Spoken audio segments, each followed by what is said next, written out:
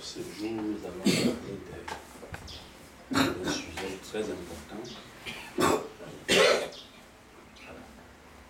qui va peut-être contribuer ou apporter un autre regard sur tout ce que nous pouvons traverser au quotidien et qui généralement sont des moteurs qui vont nous stimuler, nous mettre en mouvement, qui va beaucoup participer à la croissance ou à la décroissance de notre fonctionnement, de nos mouvements au quotidien. Nous parlerons de l'importance de l'échec,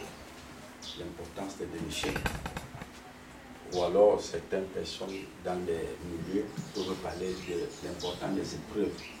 Les épreuves, c'est dans les milieux religieux, on va appeler ça les épreuves. Dans certains milieux, on va appeler l'échec. Et dans le milieu professionnel, dans le milieu éducatif, dans le quotidien actif d'un sujet, on pourra parler de l'échec. Voilà. Et aussi au niveau des enfants, parce que c'est un mot qui va toucher le quotidien de toute la couche sociale, partant du plus petit jusqu'au plus grand. Parce que chez les enfants, on va beaucoup parler d'échouer, un enfant qui échoue constamment, de l'échec d'un enfant. Et nous verrons pourquoi il est très important de féliciter un enfant quand il échoue. C'est-à-dire que quand un enfant échoue, il faut le féliciter. C'est très important. Et donc, parce que dans le regard cosmique, quand quelqu'un échoue, ou bien la société nous a conçu de manière que quand un enfant échoue, parce échouer veut parfois dire que l'enfant à un niveau, il n'a pas atteint l'objectif que la société a établi, a signé pour lui. Donc ça fait en sorte qu'on va dire qu'il a échoué. Est-ce que vous voyez un peu? Donc ça fait en sorte que quand on dit que l'enfant a échoué, parce qu'il n'a pas répondu au canevas, aux attentes que la société a établies, en ce moment-là, nous-mêmes, nous participons à entraîner cet enfant dans un regard, un comportement qui en fait n'est pas pour lui, qui n'est même pas lui.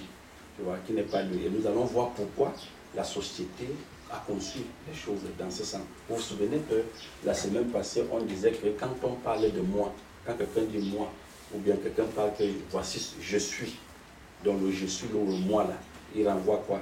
Il renvoie un ensemble d'éléments que la société a construit pour faire le toi. Donc quand on dit que tu as échoué par rapport à cet ensemble d'éléments là. Vous voyez un peu? Parce que tu n'échoues pas par rapport à la vision que le Créateur aurait arrangé ou préparé pour toi. Donc, tous ceux qui se définissent comme des échoués, des perdants, qu'ils sachent que c'est la société qui a construit ces éléments qui constituent ce qu'il appelle la réussite, qui constituent ce qu'il appelle l'objectif que je devais atteindre.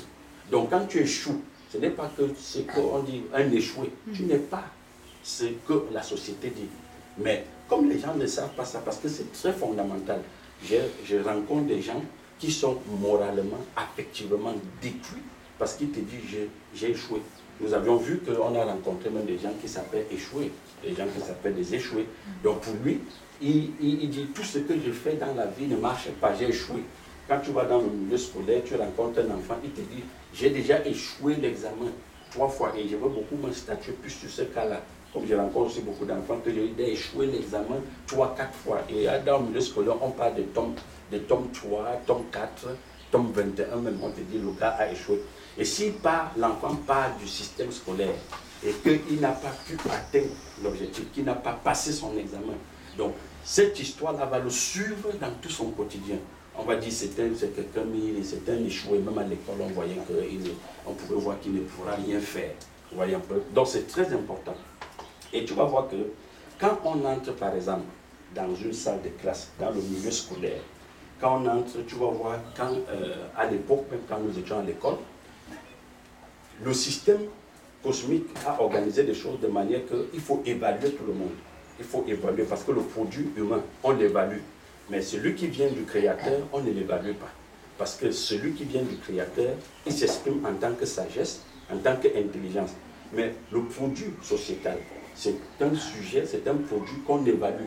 Et on donne, c'est-à-dire on définit sa force, sa performance à partir des critères d'évaluation que la société a établis. C'est pourquoi tu vas voir même à l'école, on compte 1, 0, 1, 2, 3. On te dit quand tu as 0, tu n'as rien. 1, on t'a ajouté quelque chose. 2, on t'a ajouté. Et tu vois, quand on met ça dans la tête d'un sujet cosmique, il sait que quand il a 1, 2, 3, il est dans la notion d'abondance. C'est-à-dire qu'il a amassé. Donc c'est ça qui le réjouit, qui le met en mouvement, qui stimule, c'est-à-dire que tout son mouvement au quotidien. S'il passe son temps à être seulement dans 0, 0, 0 ou moins 1, tu vois que ça va aussi déterminer son regard, son visage, son comportement, et même affectivement, ça va jouer sur lui. Est-ce que vous voyez un peu? Et c'est la raison pour laquelle aujourd'hui, beaucoup nombre de sujets cosmiques, ils se définissent en tant que personnalité, en tant que quelque chose, parce que dans le système d'évaluation, on lui aura attribué ou affecté certaines notes qui a fait de lui monsieur le directeur, monsieur l'ingénieur, monsieur le ceci. Est-ce que vous voyez un peu? Donc on évalue, et je rappelle bien que le système d'évaluation pour évaluer les sujets cosmiques n'a pas commencé il n'y a pas longtemps. C'est à partir de la révolution scientifique et technologique que les sociétés avaient compris que pour que la société fonctionne, pour que la société soit productive, il fallait évaluer les employés. Vous voyez un peu? Et ce système d'évaluation est parti du milieu industriel et atteindre le système scolaire. Tu vois que même au système scolaire, il fallait maintenant qu'on évalue. Parce que quand vous entrez dans l'histoire qu'on appelle l'histoire primitive, on n'évalue aucun parent. On n'évalue pas les gens. Et je le dis souvent que même ceux qui ont marqué l'univers dans une dimension cosmique très avancée, on ne les a pas évalués. On ne peut pas te dire que Einstein avait eu 16 ans en physique, tu vois un peu, Léonard de Vinci avait eu ceci, vous voyez un peu où il avait eu 18 en mathématiques, où Napoléon avait eu ceci, où Douala Mangabel avait eu peut-être 13 en histoire géo. On ne peut pas, parce que quand les Mangabel s'opposent à la colonisation allemande, ils n'ont pas des notions de l'école, ils ne sont pas allés dans les écoles pour qu'on puisse les évaluer. Tu vois, Ernest Wandi, on ne peut pas te sortir sa feuille d'histoire géo pour qu'on lui dise que, bon, à partir de sa feuille d'histoire géo, il était un grand historien, il pouvait bien défendre le Cameroun. Non, on ne les a pas évalués. Ce n'étaient pas des gens qu'on évaluait, mais ils avaient bien compris qu'ils étaient des consciences, et étant une conscience, on s'exprime. Mais qu'est-ce qui a fait leur force? C'est ce que leurs parents avaient mis en eux, c'est ce qu'on avait construit en eux. Parce que le père d'Ernest Wandi lui a sûrement dit, tu es Camerounais, voilà ton territoire, et tout, et tout, et tout. Donc il s'est arrêté là. Le père de Oumniobé, Félix Moumier, tous, on les a construits comme des produits qui viennent de la société, mais avec un autre regard, pas dans le principe d'évaluation. Et comme je le disais, quand on était à l'école, tu vois, quand on était à l'école, et dans le système scolaire, elle est devenue tellement brutale que quand on faisait les interrogations, les évaluations, alors les professeurs, ils prenaient la peine de remettre les copies de chacun par ordre décroissant. N'est-ce pas? Ça veut dire quoi? Ça veut dire que, tu vois, quand on remet par exemple les feuilles de mathématiques, on commence par le premier. On appelle le nom, on dit John Bessaliel, 1975. Alors vous voyez, le gars, il se lève tout aisé, il marche comme ça, il part, il prend sa copie. Donc quand il marche là, la façon de se déplacer, il marche avec toute l'assurance, toute la garantie. C'est-à-dire, dans sa tête, il est un héros. C'est un super. Est-ce que vous voyez un peu? C'est quelqu'un de très fort. Parce que 1975, là, change même son regard, change sa façon de marcher. Et entre-temps, vous qui êtes assis là, vous-même, vous participez, vous appréciez son regard. Tout le monde dit, mais c'est un fort, c'est un bao. Est-ce que vous voyez un peu? On dit, Benjamin Bimaï, on lui dit, il a 18,75. Tu vois, lui-même se lève, la classe applaudit, oui. Tu vois, on ne peut qu'aller d'équation. On dit Josué, on dit peut-être 14. Tu vois, on descend. Après, on dit Yeshurun, on lui donne peut-être un 10. Tu vois, jusqu'à là, on n'a pas encore appelé peut-être Ennis. On n'a pas encore appelé. Elle attend. Après, on dit non, Jephté. On dit Jephté, il a peut-être 9. Tu vois, ça ne fait que descendre. Donc, plus ça descend, plus la démarche de chacun change. Plus ça descend, plus le cœur change. Maintenant, ceux qui sont assis, qui n'ont pas encore écouté ou bien compris leur nom, le cœur, c'est-à-dire que le mouvement du cœur, c'est-à-dire le battement du cœur, il est vraiment intense. Plus on descend, plus ton cœur bat. Plus on descend, plus tu vois, tu as les couvertures. Plus on descend, tu sens que tu as les contractions dans le ventre. Tu veux te lever même pour aller faire pipi.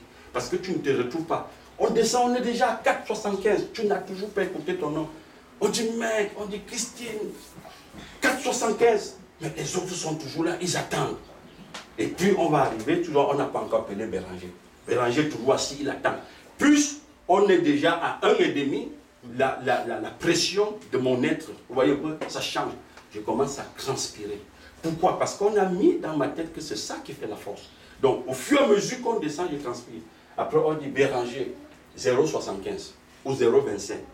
Et quand on dit Béranger 0,75, 0,25, mais il faut bien observer mon regard, il faut bien observer mon comportement. Je ne veux pas me lever comme Bessalé qui s'est levé avec 19. Donc, comme Bessalé s'est levé pour aller prendre ses 19 avec toute la force, toutes les anges, tous les regards qui étaient braqués sur lui, qu'il est un bao, qu'il est un fort, moi, ce serait l'extrême, ça serait le contraire. Avec mes 0,75, 0,25, quand je me lève, vous savez ce qui m'accompagne? C'est le poids de l'échec. Tout le poids de l'échec de ce système se pose sur moi. C'est-à-dire que je veux me lever étant fatigué. Je veux me lever abattu. Je veux me lever, c'est-à-dire que je ne me retrouve pas. Je ne me retrouve pas dans la salle. Et tous les regards aussi, comme il était braqué sur Bessalé, ils se braquent sur moi. Donc vous voyez qu'à ce moment-là, même la classe est en train de dire, tu es nul. N'est-ce pas? Quand vous allez dans le principe d'évaluation et dans le principe d'encouragement, de félicitations de l'enfant, 0, c'est nul. Quand on dit 0, ça veut dire qu'il est nul.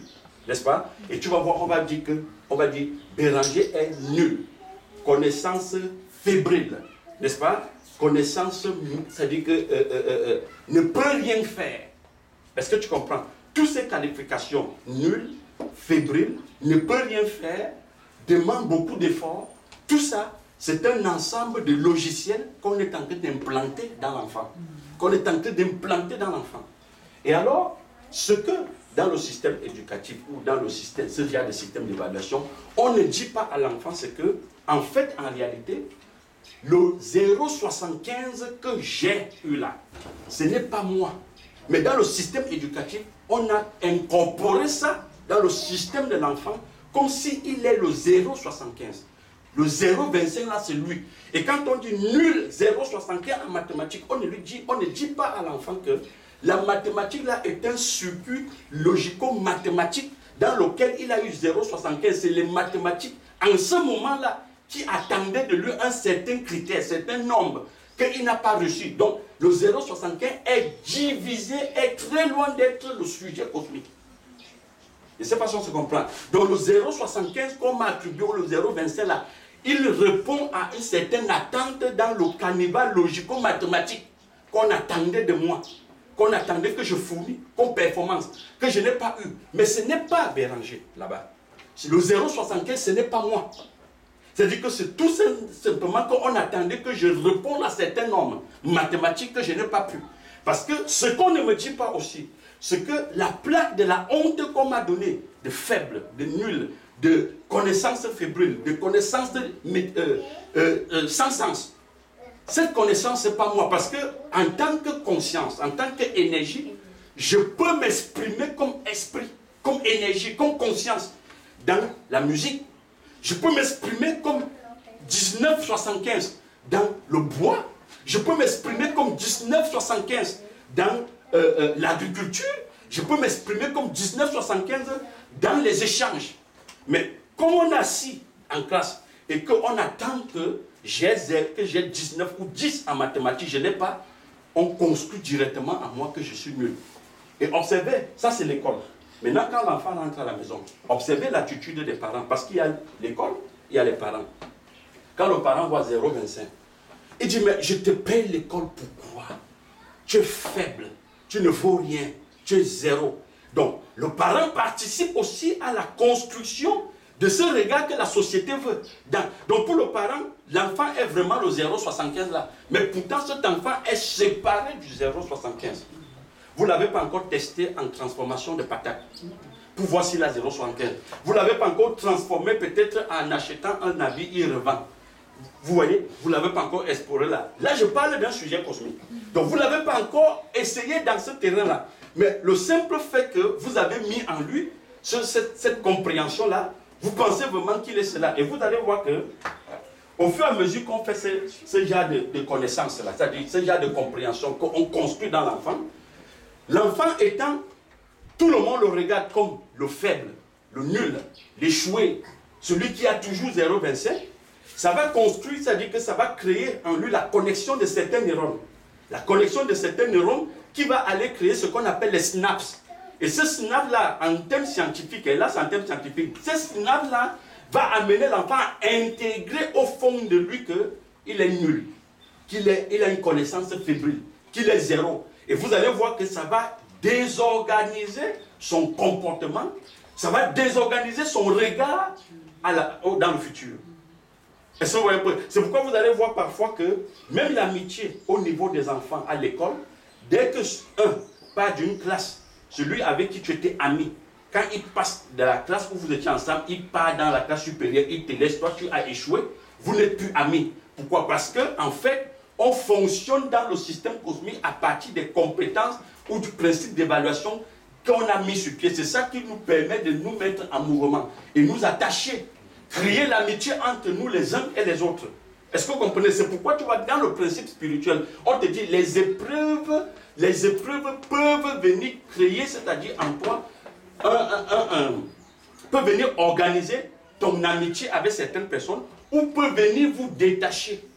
Pourquoi? Étant des êtres cosmiques, vous êtes sous vibration de l'univers et c'est cette vibration de l'univers qui vous met en mouvement. Regardez, parfois vous rencontrez quelqu'un, vous faites l'amitié 5 ans, mais quand un événement surgit, vous voyez que votre amitié de 5 ans part dans l'eau.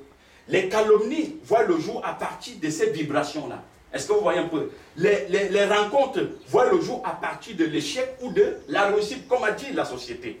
Est-ce que vous comprenez? Et vous allez voir que tous ceux qui se retrouvent dans l'établissement, qui ont les 0,75, les 0,25, et qu'on a dit connaissant faible, qui sont nuls, à un moment vous formez un groupe.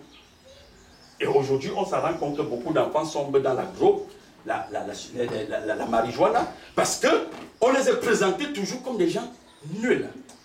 Mais pourtant, ce n'est pas eux là-bas. Tu n'es pas 0,25, tu n'es pas 0,75, tu es une conscience. Et cette conscience peut s'exprimer avec une connaissance très avancée en bois, avec une connaissance très avancée dans le textile, avec une connaissance très avancée dans quoi que ce soit tu peux imaginer. Parce que les mathématiques dans lesquelles on t'a évalué, ce n'est pas toi. La science, la physique, la chimie dans lesquelles on t'a évalué, ce n'est pas toi. C'est un carnival logique qui attend une compétence, qui attend quelque chose de toi. Quand tu n'as pas produit ça, ça ne veut pas dire que le fait que tu n'as pas réussi, enfin, le fait que tu n'as pas produit ce qu'on attendait de toi, tu es nul. Donc, en fait, l'échec sur le thème spirituel est très important pour la construction d'un enfant.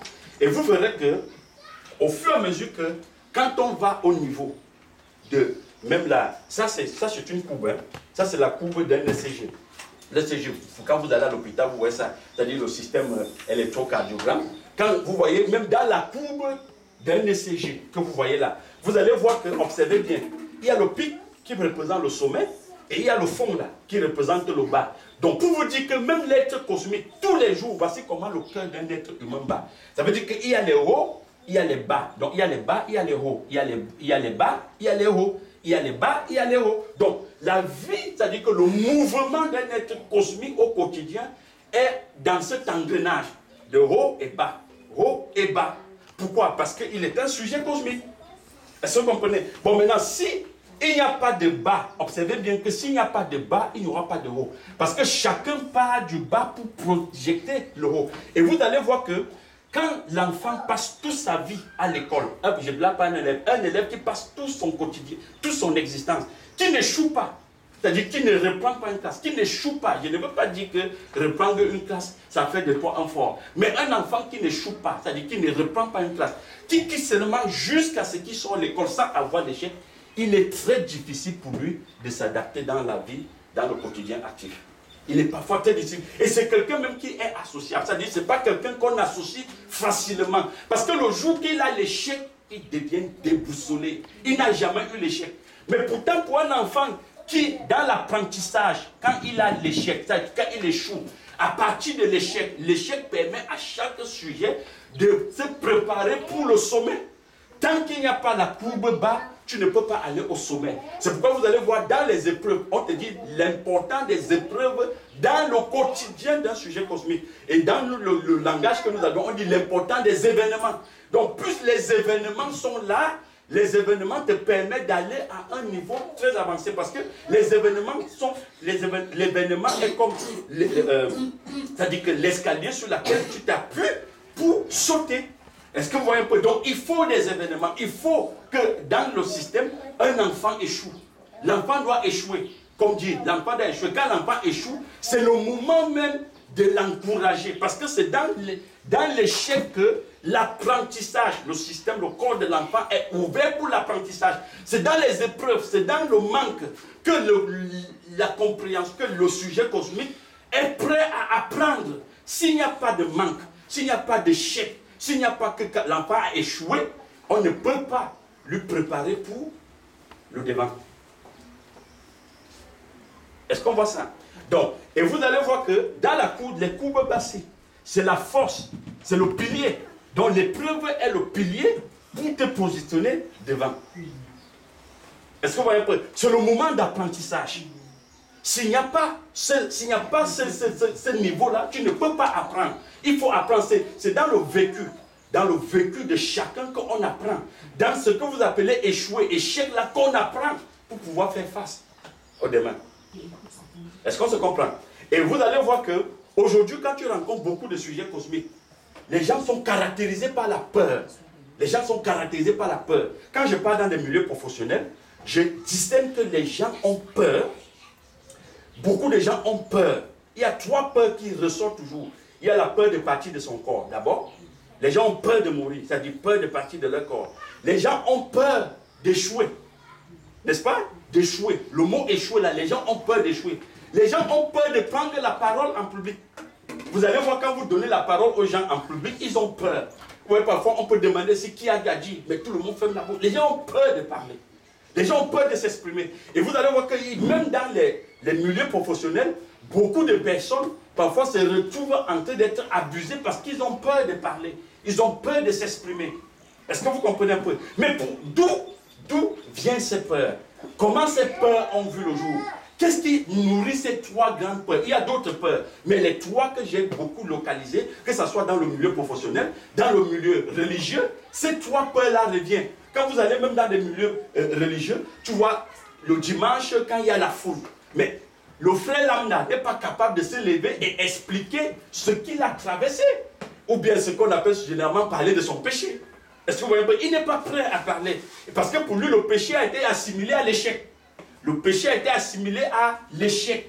Donc tout ce qui est échec pour un sujet cosmique, il n'est pas prêt à parler. Parce que la société lui est construite comme ça. Le logiciel qu'on a mis en lui, c'est que quand tu as échoué, c'est la mort. Quand tu as échoué, c'est-à-dire que tu ne vaux plus rien. Il faut que... Ne parle même pas de ça à quelqu'un. Mais chacun veut brandir, c'est-à-dire sa force.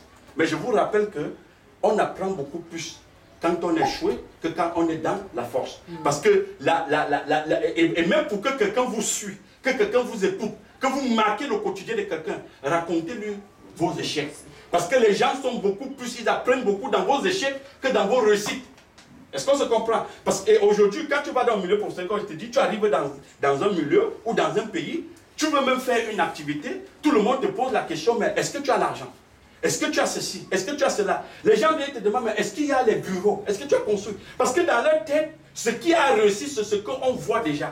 Mais ils ne savent pas que tout part d'abord dans le vide, dans ce qu'on ne voit pas, pour que ce qu'on voit apparaisse. Parce que tout part d'abord dans ce qu'on ne voit pas. Et n'aie pas peur d'essayer. Les gens aujourd'hui ont peur d'essayer. Et dans certains milieux, tu vois quelqu'un te dit, mais je ne peux pas commencer telle chose. Parce que si j'échoue, vous voyez un peu, quelqu'un te dit tout, si j'échoue. Pourquoi? Parce que c'est l'école qui nous a construit ainsi. C'est l'école qui a fait de chaque sujet cosmique que la peur de l'échec, c'est un drame. C'est la fin du monde. Si je commence une activité, j'échoue, on va dire quoi? Est-ce que vous voyez un peu? Si je fais ceci, qu'est-ce que les frères de l'église vont dire? Si je fais cela, qu'est-ce que les frères du bureau vont dire? Si je fais ceci, qu'est-ce que tel va dire? Personne n'est prêt à exprimer ce qu'il ressent au fond de lui. Pourquoi? Parce qu'il a la plaque de l'échec. Il a la place de l'échec, que les gens vont critiquer, que les gens vont parler, les gens vont le rejeter. Est-ce que je peux? Tout le monde peut. Pourquoi? Parce que ce qu'on dit que je peux là, je dis, c'est un ensemble de logiciels que la société a construit. Quand je dis j'ai obtenu mon diplôme. Le diplôme, tu n'es pas né avec. C'est la société qui a construit l'idée du diplôme. Donc si je n'obtiens pas mon DER, je n'obtiens pas ma licence, je n'obtiens pas mon master, ça ne fait pas de moi quelqu'un qui est négatif. Ça ne fait pas de moi un échoué. Ça ne fait pas de moi quelqu'un qui est péjoratif, quelqu'un qui ne peut pas faire autre chose. Parce que vous allez voir, observez bien, les diplômes qu'on nous donne, vous ne voyez pas que ces diplômes sont bien spécifiés. Tu ne peux pas avoir doctorat en mathématiques et on écrit doctorat en lettres. Est-ce que tu vois bien? Donc on te donne ta licence, on te dit bien licence en.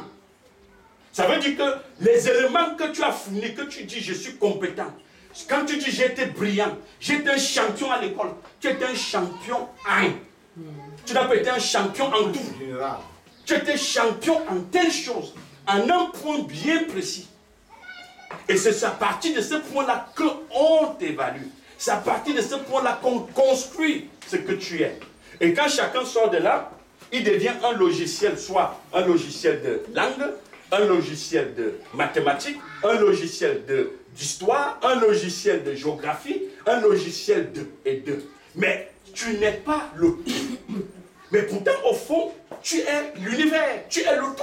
C'est-à-dire que tu es tout l'univers. Et on t'a fragmenté, on t'a limité, cloisonné dans un seul domaine. Et c'est à partir de un élément qu'on veut définir que tu es. Tu n'es pas la mathématique. Tu n'es pas l'histoire seulement. Tu n'es pas seulement la géographie. Mais tu es l'univers. Tu es une conscience. Tu es énergie. Et quand on est l'énergie, on est tout l'univers. Est-ce qu'on se comprend? Voilà. Donc c'est ça. Et vous verrez que, au fur et à mesure que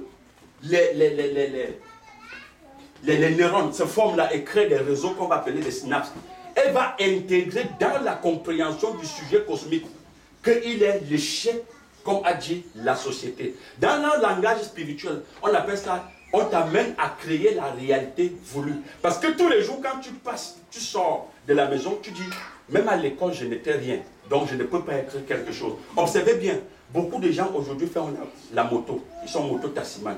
Beaucoup sont taximans. Beaucoup sont des vendeurs d'eau glacée. Beaucoup font tel... Vous allez observer, allez vers les gens. Moi, je rencontre les gens. Causez avec eux. Soyez des gens ouverts. Prenez la parole en public. Quand vous rencontrez quelqu'un, causez avec lui au fond. Vous allez découvrir que l'activité qu'il mène au quotidien, ce n'est pas ce qu'il voulait faire. Mais c'est à cause de tous ces éléments qu'on a construits en lui qu'il est l'échec, qu'il a dit, bon, comme je suis l'échec, je me bats aussi avec. Quelqu'un va te dire, parce que je ne pouvais pas. Je n'ai pas réussi à l'école. Je n'étais pas brillant en ceci. Donc, pour ne pas mourir, comme la peur de mourir est là, pour que je ne meure pas, je me bats ici. Et ça a créé la débrouillardise dans tous les domaines. Est-ce qu'on se comprend? Je vous dis, quand l'enfant revient avec la feuille qu'il a 0, dis-lui tu es fort. Dis-lui que petit, les 0 que tu as eu là, ce n'est pas toi. S'il revient avec 2,25, dis-lui que ce n'est pas toi. C'est juste un carnaval magique, logiciel. C'est juste un logiciel mathématique dans lequel on t'attendait. On attendait que tu fournisses certains éléments. Tu n'as pas pu, mais comme tu n'es pas seulement la mathématique, tu es tout. Est-ce qu'on se comprend? Quand vous allez dans la Bible, vous voyez le Christ. On te dit, dans la Bible, on te dit, le Christ, on va te dire que d'où lui vient cette intelligence. Pourquoi? Parce qu'on se serait rendu compte qu'il n'avait pas été évalué. Ou on ne l'évalue pas. Parce que la sagesse qui vient d'en haut, Paul nous dit que la sagesse qui vient d'en haut, c'est l'unique sagesse. La compréhension, l'intelligence qui vient d'en haut, c'est l'unique compréhension. Et pour ceux qui ont lu la Bible, quand vous observez le quotidien de Paul, quand vous observez les mouvements du Paul, si tu voulais voir quelqu'un qui fait les temps, Paul était premier en faisant les temps. Quelqu'un qui annonce l'évangile, il était premier dans l'évangile. Quelqu'un qui est fort dans la persécution, il était premier dans la persécution. Paul dit, il est même fier qu'on lui persécute. Il est fier qu'on lui persécute. N'est-ce pas? Mais pourtant, Paul a marché avec des rois. Paul a été l'ami des rois. Paul a siégé au Conseil de sécurité de l'ONU. Je prends, c'est-à-dire à notre époque. On dit Paul, il fallait donner son suffrage pour éliminer quelqu'un sur la terre.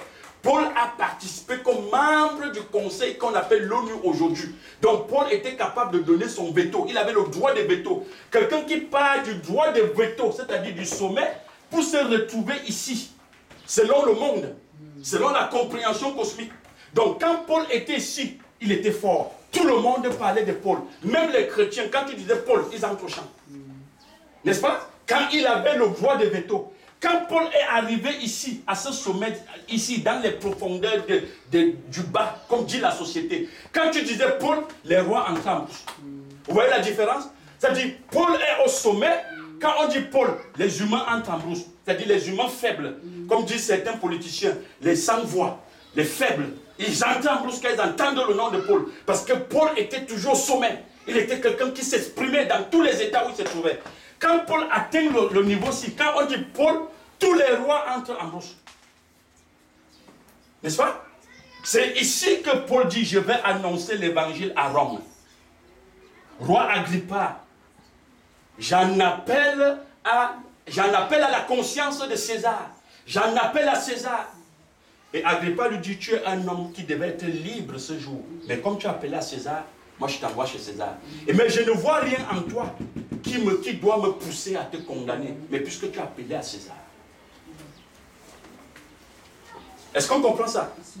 Donc, il faut comprendre que dans tous les niveaux où on se trouve, on doit l'exploiter. Parce que c'est nous qui positionnons ce que nous sommes. C'est-à-dire, c'est dans la compréhension que tu es. Il faut que dans ta compréhension, tu comprends bien qui tu es. C'est cette compréhension qui te fortifie. C'est la compréhension qui te galvanise. C'est la compréhension qui te soutient. C'est la compréhension qui te propulse. En dehors de la compréhension, même si on te met au sommet ici, au sommet là, tu ne peux pas. Et déjà, je dis bien, le quotidien d'un être cosmique ne peut pas être seulement les hauts. Il faut les bas. Parce que même le mouvement de ton cœur, le cœur qui bat, tout le monde peut toucher. Le cœur qui bat tous les jours, vous allez voir qu'il n'est pas stable. Il a des bas, il a les hauts, il a les bas, il a les hauts, il a les bas, il a les hauts. Mais seulement qu'à tous les niveaux où tu te trouves, quand mon cœur descend ici en bas, mais je ne parle pas de mon cœur. C'est le rythme normal du fonctionnement de mon cœur. Donc pourquoi est-ce que quand je suis ici, on dit j'ai 0,75, ça devient la mort? J'ai 0,75, je participe à écraser mon enfant en disant, mais puisque tu as 0,75, tu es un feignant, tu es un vaurien, tu ne sais rien dans cette maison. Est-ce qu'on se comprend? Ce n'est pas seulement au niveau de l'école. Même quand un enfant commence à entrer dans ce qu'on appelle la vie active, quand il n'est pas productif, le parent fait comment? Il le chasse, il le maudit, il l'insulte tous les jours. En Afrique, quand les filles atteignent un certain âge, si elle a 20 ans, elle n'a pas encore mené de quoi manger à la maison, présenter un mari, pour le père, tu commences à entrer dans les chèques. Parce qu'on attend de toi, il faut que tu viennes avec un mari. Est-ce qu'on se comprend? Et c'est où vous voyez les parents poussent parfois certains leurs filles à aller même prendre le serpent, c'est-à-dire physiquement pour ramener à la maison. Parce qu'il faut qu'elle accomplisse la volonté du père. Pour le père, sa fille a réussi quand elle s'est croisée avec un masculin. Pour le fils, sa fille a réussi quand elle a amené quelqu'un qui peut lui donner à manger. Parce que la fille aussi peut venir avec quelqu'un, mais tant qu'il n'a pas donné à manger, il n'est rien. C'est un échoué. C'est quelqu'un qui est dans l'échec. Quelqu'un qui a les poches fébriles.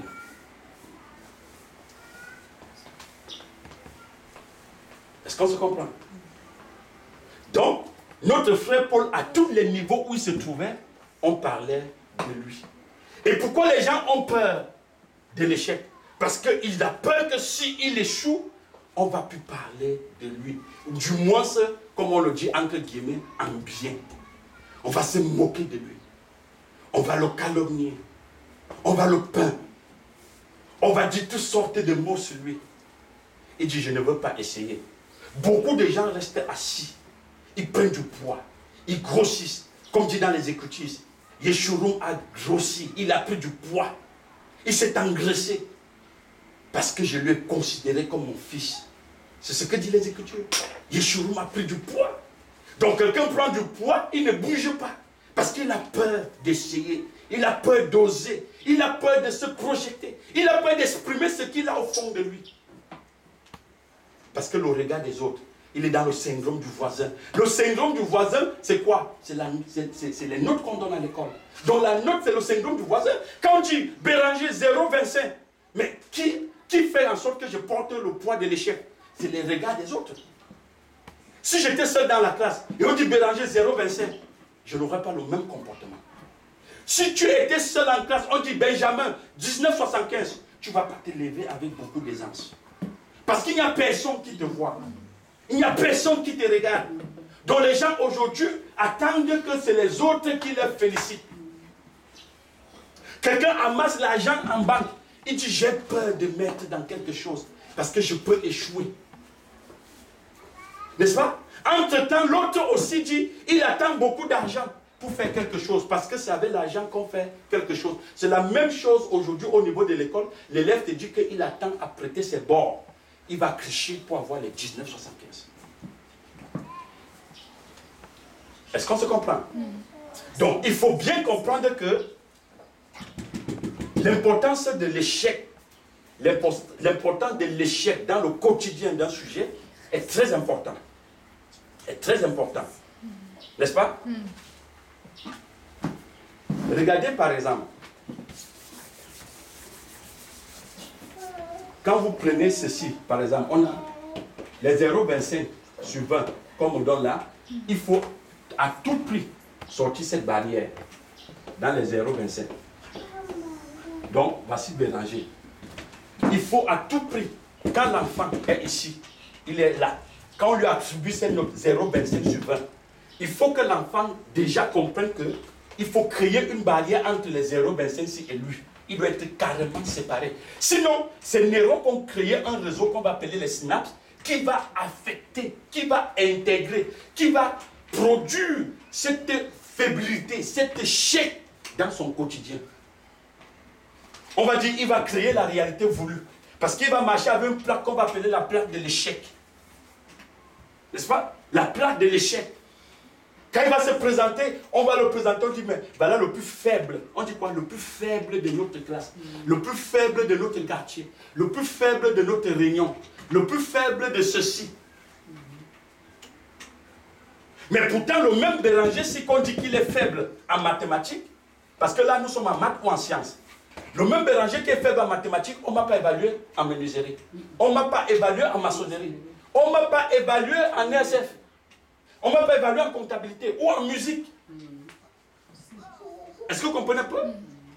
Parce que je peux avoir des voix et je peux avoir une voix et que dans cette voix, il y a des sons, des signaux qui sortent de manière que tu ne peux même pas savoir d'où ça sort. On va même se demander si c'est Beethoven qui m'a formé. Est-ce que vous comprenez?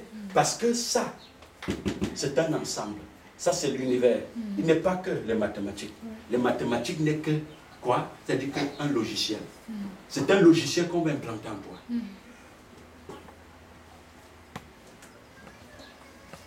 Donc, ça fait en sorte que, aujourd'hui, il est très important que chacun réalise que le haut n'est pas tout ce dont il doit faire au quotidien.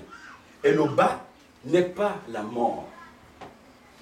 Et ce qu'on appelle bas, c'est la société qui l'a qualifié de bas. Je dis bien, Paul était dans ce que la société appelle bas, mais c'est des rois qui fuyaient devant lui. Quand il était dans ce que la société appelle haut, c'est les sans-voix, c'est les faibles qui fuyaient devant lui. Donc vous comprenez que c'est quand Paul était même en bas qu'il était plus fort. Et pour sortir de là, si quelqu'un a une question à poser, n'est-ce pas, l'apôtre Paul nous dit quoi? Il nous dit, j'aime quand je suis faible. N'est-ce pas? Quand je suis faible, je suis plus fort. Nous sommes fous du Christ. Nous sommes fous du Christ. Plus je suis faible, plus le Christ se construit en moi. Parce que c'est ça. Le Christ renvoie le Christ comme compréhension, comme connaissance. Pas une connaissance fébrile, pas la connaissance l'ivresse, mais la connaissance la vraie, celle qui vient d'en haut. Celle qui est au-dessus de la connaissance qu'il y a dans le système. Donc cette connaissance, plus elle se construit en toi, plus tu disparais. Et elle se rend visible à travers toi. Voilà. Je ne pose pas d'abord la question, je ne pose pas d'abord la question, mais j'ajoute juste sur la barrière que tu dis. La barrière aussi, on ne peut que, le sujet ne peut sortir de 0,25 que par les enseignements, comme nous les obtenons, non? Ce n'est que l'enseignement qui peut te séparer de la note qu'on t'a donnée. C'est ça. C'est la même chose aussi que nous, avant quand je suis issu, c'est ça, les enseignements qui m'amènent aussi à ce que je sois séparé de la note qu'il a amenée, de ne pas construire ce 0,25 en lui. C'est ça. Parce que si je ne suis pas enseigné, je ne peux pas lui enseigner, je ne peux pas le séparer de cela. C'est pourquoi tu vois, quand tu vas souvent dans les milieux religieux, quand on dit la nuit de prière, c'est que chaque sujet cosmique qui est dans le milieu doit apporter un sujet de prière qu'il va déposer à l'autel de l'Éternel. Et quand vous allez parfois dans les sujets de prière, vous allez retrouver que beaucoup de parents posent ce problème à l'Éternel. Seigneur, fais que mon enfant réussisse à l'école. Fais que mon enfant ait les bonnes notes. N'est-ce pas? Fais que mon enfant passe son examen. Est-ce que vous comprenez? Fais que mon enfant soit la tête et non la queue. Mais pour lui, la tête, c'est quoi? C'est qu'il ait la licence. Pour qu'il ait un travail. Et il dit, quand mon fils aura un boulot, tout le monde saura que tu es mon Dieu. Tu es mon Éternel. Est-ce que vous comprenez? C'est-à-dire qu'il se base sur un logiciel qu'a conçu la société pour définir et déterminer ce qu'il est, et même son enfant. Il dit, mes genoux se sont déjà écorchés. J'ai prié pour mon fils. Mon fils doit être Mardoché. N'est-ce pas? Mon fils est Mardoché. J'ai prié pour que l'Éternel l'élève, comme l'Éternel avait élevé Mardoché. Les parents prient. Je vois souvent la rentrée scolaire. Même les évêques organisent des réunions de prière dans toute la ville pour que les enfants viennent avec tout ce qui peut être bic, cahier, ardoise, crayon, pour qu'on prie dessus, pour que la rentrée scolaire et que cette année scolaire soit une année de réussite. On n'a jamais prié pour une année d'échec. Parce que dans la tête du sujet cosmique, l'échec c'est la mort. Mais pourtant l'échec c'est un mot. Ça dépend de ce que tu mets à l'intérieur. Ça dépend de ce que tu mets à l'intérieur en tant que compréhension. Ce que vous appelez échec, c'est ça que beaucoup exploitent pour se positionner à ce que tu appelles réussite, succès.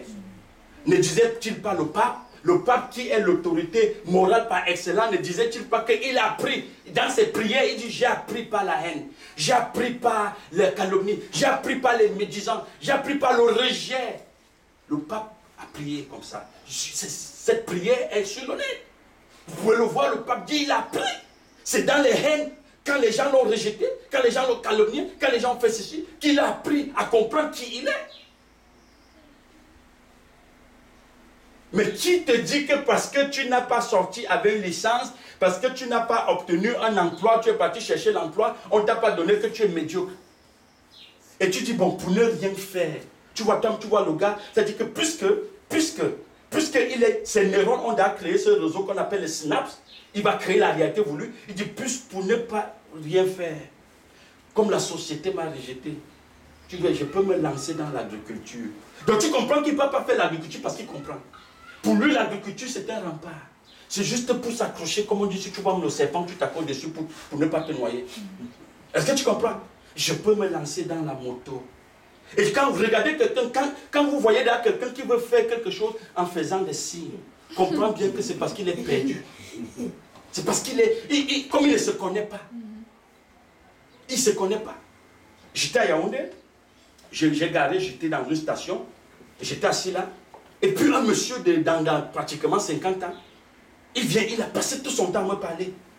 Il dit, monsieur, tu sentais qu'il a passé des mois, il n'a parlé à personne. Parce que ça lui taraude l'esprit. Monsieur, je suis content. Et je le regardais. Il dit, mon père a doté une femme pour moi. À 50 ans, c'est ton père qui a doté ta femme. Mon père a doté une femme pour moi. Je veux me remarier. J'ai souffert. Quand ma femme m'a quitté, j'étais dans les bas. J'ai vu le noir. À 50 ans. Vous voyez comment c'est-à-dire ce mot échec peut tuer, c'est-à-dire peut gripper ton quotidien tous les jours. Dans les statistiques actuellement dans le monde, on te présente qu'il y a, si je ne me trompe pas, 5,6 milliards de femmes sur 2,2 et poussières de milliards de masculins. Pour que ça nous donne un environ de 7 milliards et demi. Donc on a plus de femmes que de masculins, disent les statistiques dans le monde. Donc si toi à 50 ans, tu penses que ton père vient être doté d'une femme, c'est un succès pour toi. Mais il y a plein de femmes là-dehors.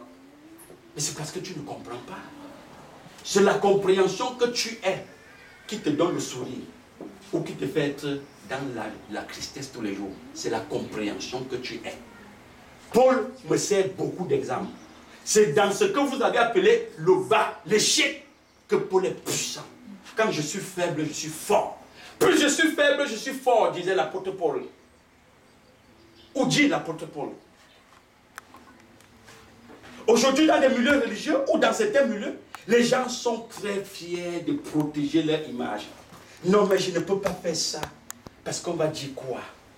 On va penser quoi? Quelqu'un se lève, même quand il prie. Vous comprenez qu'il formule, il cherche les mots pour prier, c'est-à-dire pour exprimer. Comme on dit dans les milieux, pour exprimer ce qu'il est, parce qu'il veut être éloquent. Il ne veut pas qu'on dise, parce qu'il ne peut pas parler vraiment du fond de son être. Il ne peut pas se lever du Seigneur. Comme tu vois là, hier, franchement, le frère est arrivé à la maison, j'ai caché ma nourriture sous le lit. Il n'est pas prêt à dire ça. Parce que pour lui, c'est l'échec de dire ça. Mais pourtant, c'est ce qu'il est. Voilà ce qu'il a fait. Voilà ce qu'il est. C'est ce qu'il est qui s'est exprimé hier. Il ne peut pas le dire. Mais il faut qu'il sorte des prières où on dit, vraiment, le frère là, il est fort. Il sait, parfois même quand on se dit, mais le frère là sait prier. Que le frère là prie beaucoup. Il sait prier. Il enjance les mots. Toujours dans les principes d'évaluation. Parce qu'il veut qu'après sa prière, on l'évalue.